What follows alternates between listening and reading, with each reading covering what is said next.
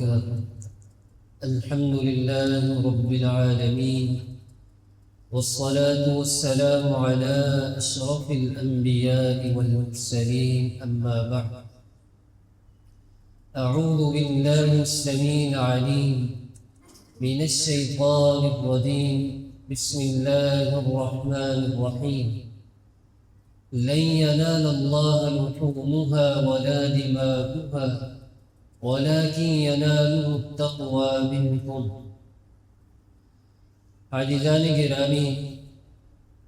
ذوالحجہ کے مبارک ایام شروع ہو چکے ہیں. جلد ہی لاکھوں کروڑوں فرزندان توحید سیدنا ابراہیم علیہ السلام کی سیرت پر عمل کرتے ہوئے لاکھوں کروڑوں جانوروں کی قربانی اللہ کی بارگاہ میں پیش کریں گے. شعوری و غیر شعوری طور پر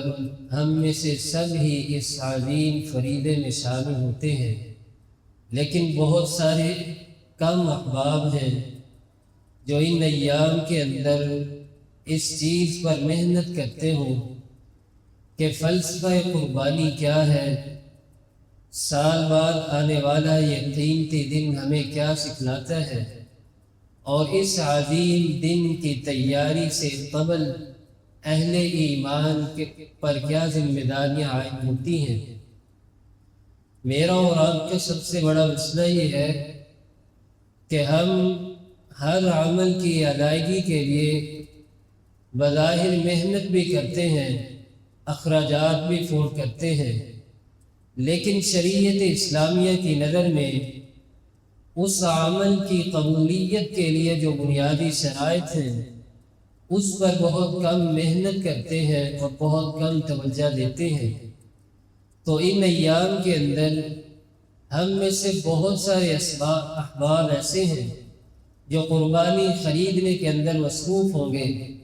صاحب استطاعت انسان جسے اللہ نے مال و دولت کی فراوانی سے نوازا ہے اور وہ اکیلا اس عمل کے اندر شامل ہوتا ہے، خوش قسمت انسان ہے. لیکن اس کے ساتھ ساتھ کچھ احباب ایسے بھی ہیں مالی اعتبار سے کمزور ہیں اور وہ شراکت داری کے اندر حصہ ڈال کر اپنے اس عمل کو اللہ کی بارگاہ میں پیش کرتے ہیں. ان ایام کے اندر اس عمل کی ادائیگی کے لیے سب سے بنیادی چیز یہ ہے کہ ہم اپنے دلوں کے اندر اخلاص نیت پیدا کریں. اللہ تعالیٰ قرآن مجید میں ارشاد فرماتے ہیں قُلْ إِنَّ صَلَاتِي وَنُسُكِي وَمَحْيَايَ وَمَمَاتِي لِلَّهِ رَبِّ الْعَالَمِينَ. کہہ دیجئے کہ میری قربانی، میری نماز، میرا دنیا کے اندر رہنا، دنیا سے چلے جانا، سارا کا سارا کچھ اللہ رب العزت کے لیے ہی ہے. اور مزید جناب ابو امامہ رضی اللہ تعالی عنہ بیان کرتے ہیں رسول اللہ صلی اللہ علیہ وسلم نے ارشاد فرمایا ان اللہ تعالی لا يقبل من العمل الا ما كان له خالصا. بے شک اللہ رب العزت کی ذات ایسی بابرکت ذات ہے جو صرف اسی عمل کو قبول فرماتی ہے جو اخلاص کے ساتھ کیا گیا ہو. میری اور آپ کی بدقسمتی یہ ہے اور معاشرتی تقاضے اس حد تک بڑھ چکے ہیں کہ ہم نے قربانی خریدنے کے لیے بھی ہم اپنے اسٹیٹس کو ترجیح دی ہے کہ قربانی زیادہ سے زیادہ مہنگی خریدی جائے، اور قربانی کو اس وقت تک ہم اپنے اوپر حلال سمجھتے ہی نہیں جب تک اس جانور کے پورے محلے کے اندر چکر نہ لگا دیا جائے اور بذات خود جا کر لوگوں کو اس کی قیمت نہ بتائی جائے. ہم اس وقت تک جانور کو حلال سمجھتے نہیں. اس سے بڑی وبا موجودہ ایام کے اندر یہ بن چکی ہے کہ جانور کو خریدنے کے بعد اس کی تصاویر کو سوشل میڈیا پر اپلوڈ کیا جاتا ہے، لائک اور شیئر حاصل کیے جاتے ہیں، پھر سال ہر سال کے لیے ان تصاویر کو اپنے موبائلوں کے اندر سیو کر کے لوگوں کو دکھانے کے لیے، تشہیر کرنے کے لیے ایک ذریعہ بنا لیتے ہیں. بظاہر یہ چیزیں بڑی معمولی لگتی ہیں، لیکن ان چیزوں کو کرنے کے ساتھ ساتھ اللہ کے نبی صلی اللہ علیہ وسلم کی صرف ایک حدیث کو یاد رکھنا چاہیے۔ آپ فرماتے ہیں میرے پیارے صحابہ، میں تم میں سب سے زیادہ شرک اصغر سے ڈرتا ہوں۔ صحابہ کرام سوال کرتے ہیں اللہ کے نبی علیہ الصلوۃ والسلام شرک اصغر کیا ہے؟ آپ علیہ الصلوۃ والسلام نے ارشاد فرمایا میرے پیارے صحابہ،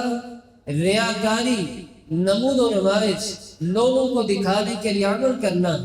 اور مزید فرمایا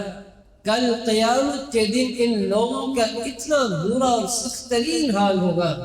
اعلان ہوگا، آواز آئے گی کہ جاؤ اپنے اعمال کا بدلہ انہی سے حاصل کرو جنہیں دنیا کے اندر رہ کر تم اپنے عمل دکھایا کرتے تھے، اور دیکھو کہ انہوں نے تمہارے لیے کیا اجر، کیا بدلہ تیار کر کے رکھا ہے۔ اس قدر سنگینی ہے اس عمل کے حوالے سے، اور میں اور آپ اس حوالے سے بہت زیادہ سستی کا شکار رہتے ہیں۔ دوسری بات ان ایام کے اندر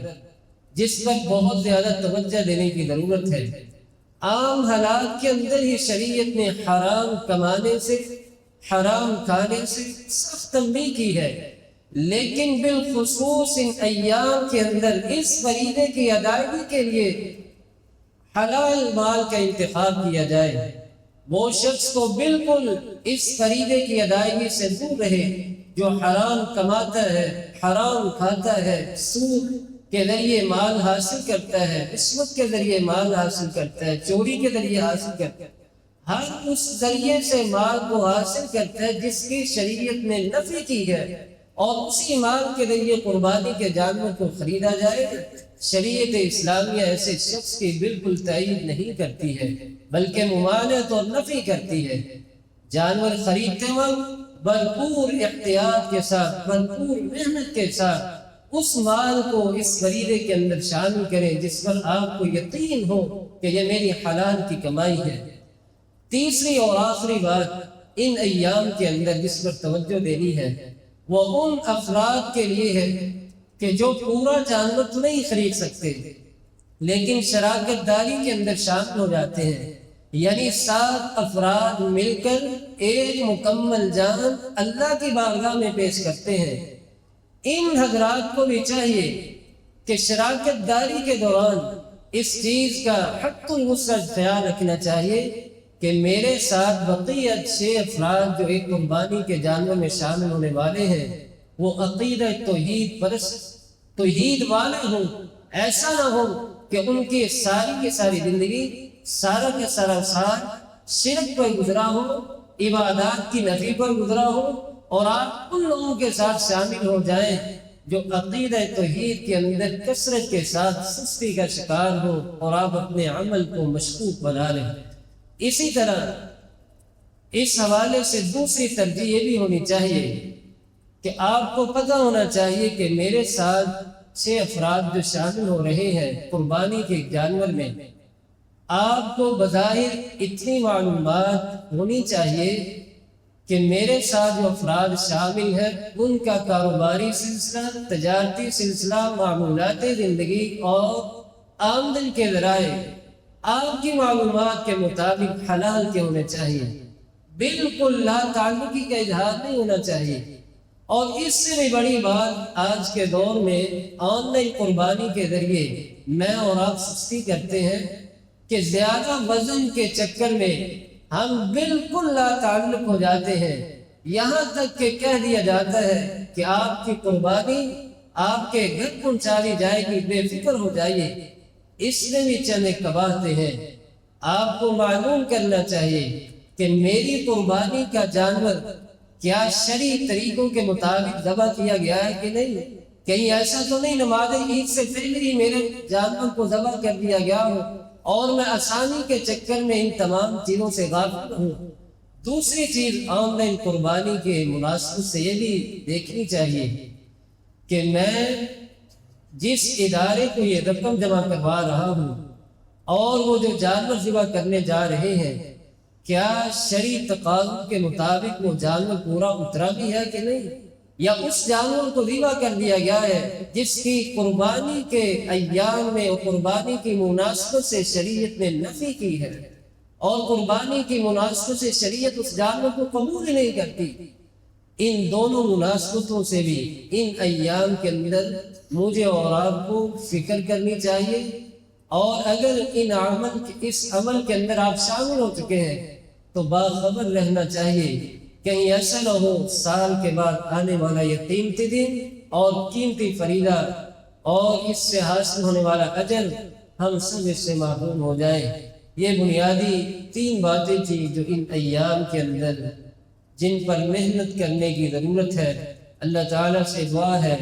کہ اللہ تعالیٰ مجھے اور آپ کو ان ایام کے اندر جہاں دیگر اعمال پر محنت کر رہے ہیں،